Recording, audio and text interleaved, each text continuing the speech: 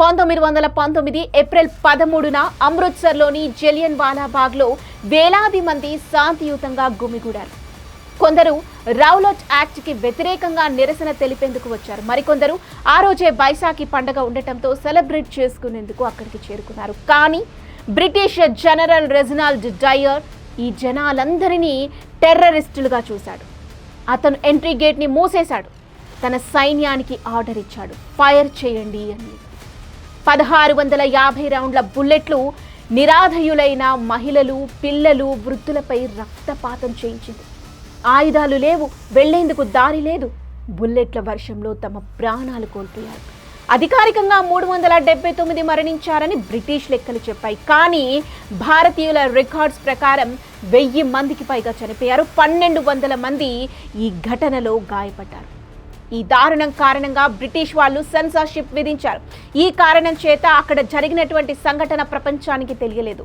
ఏ news పేపర్లలో కూడా రాలేదు. ఎవరూ దీని గురించి మాట్లాడుకోవటానికి లేదు. నిజం బయటికి రాకుండా అడ్డుకున్నారు.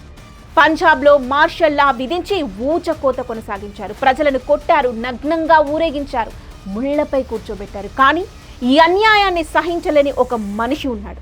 ఆయనే శంకరన్ నాయర్. అతను వైస్రాయ్ కౌన్సిల్లో ఉండి ఈ దారుణాల గురించి వార్తాపత్రికల్లో రాకపోయేసరికి రోజు లేఖల రూపంలో, ఫిర్యాదుల రూపంలో వచ్చిన వాటిని అందుకున్నాడు. విషయం తెలుసుకున్నాడు. వైస్రాయ్ లార్డ్ చెల్మెస్ఫోర్డ్ ఈ హింసను సమర్థిస్తుంటే నాయర్ హృదయం బద్దలైంది.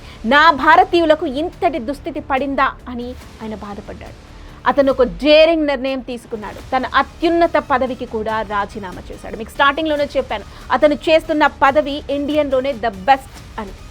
కానీ అంతటి అత్యున్నత పదవికి కూడా రాజీనామా చేశాడు. బికాస్ తన భారతీయులు చాలా దారుణమైన పరిస్థితుల్లో ఉన్నారు. జలియన్ వాలా బాగ్ ఉదంతం తెలిసి ఆయన బాధపడ్డాడు. శంకర్ నాయర్ రాజీనామా బ్రిటిష్లకి గట్టి షాక్ ఇచ్చింది. ఒక రకంగా చెప్పాలంటే ప్రకంపనలను సృష్టించింది.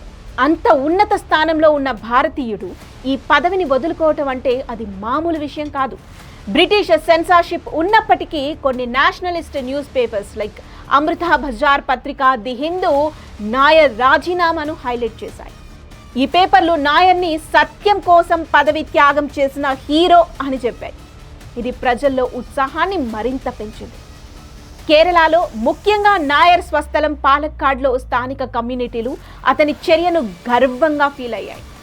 ఈ వార్తలు నోటి మాటల ద్వారా స్ప్రెడ్ అయి ప్రజల ఇళ్లలో, స్థానిక టీ షాపుల్లో ఒక ఇండియన్ బ్రిటిష్కి గట్టి షాక్ ఇచ్చాడని గర్వంగా చర్చించుకున్నారు.